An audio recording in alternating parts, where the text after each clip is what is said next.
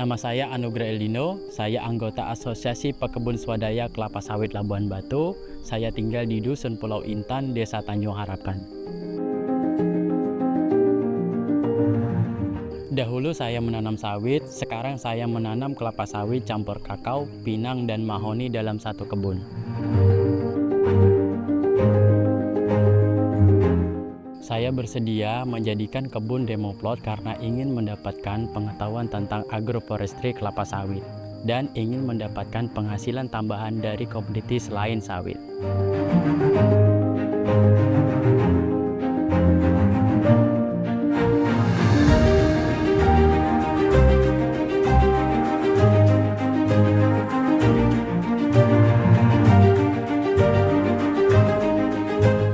Saya mengelola demo plot ini secara bersama dengan petani lainnya.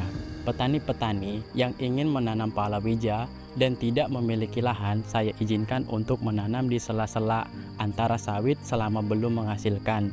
Dengan catatan, petani juga menjaga tanaman utama di kebun saya. Saya nanam palawija di kebun Pak Aldino sejak dari bulan 4 tahun 2023.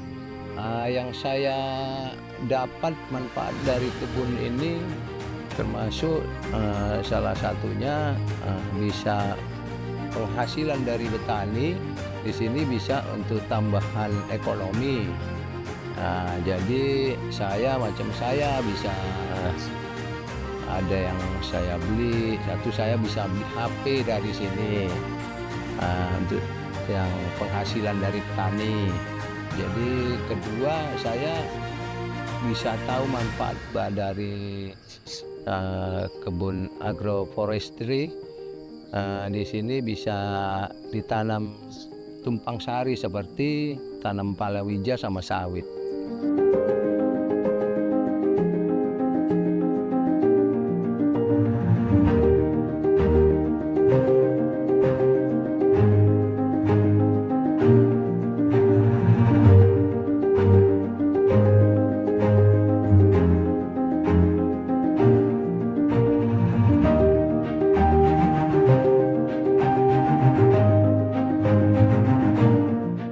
Agroforestry kelapa sawit merupakan padu padan kelapa sawit, tanaman tahunan, tanaman semusim, dan ternak atau perikanan, dengan kelapa sawit sebagai tanaman utama. Jumlah kelapa sawit dapat bervariasi dari 30–80% dari total populasi kelapa sawit dalam sistem kebun kelapa sawit monokultur.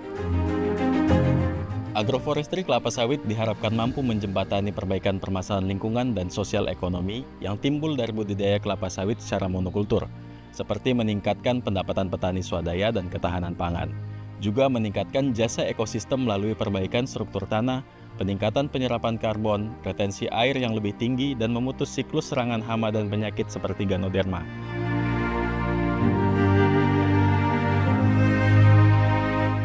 Selain agroforestry kelapa sawit dalam model pagar dan baris, petani di Labuan Batu juga menerapkan beberapa model agroforestry kelapa sawit yang lain.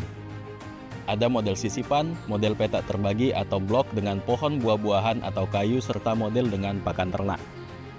Perbedaan model agroforestry kelapa sawit pada setiap kebun percontohan mempertimbangkan pilihan komoditas yang diinginkan oleh petani sebagai pemilik lahan, khususnya jika ada beberapa pilihan rancangan yang cocok untuk satu model agroforestry kelapa sawit. Selain itu, rancangan kebun percontohan juga mempertimbangkan aspek syarat tumbuh tanaman, analisa kesesuaian lahan, serta aspek pasar dari produk yang dihasilkan.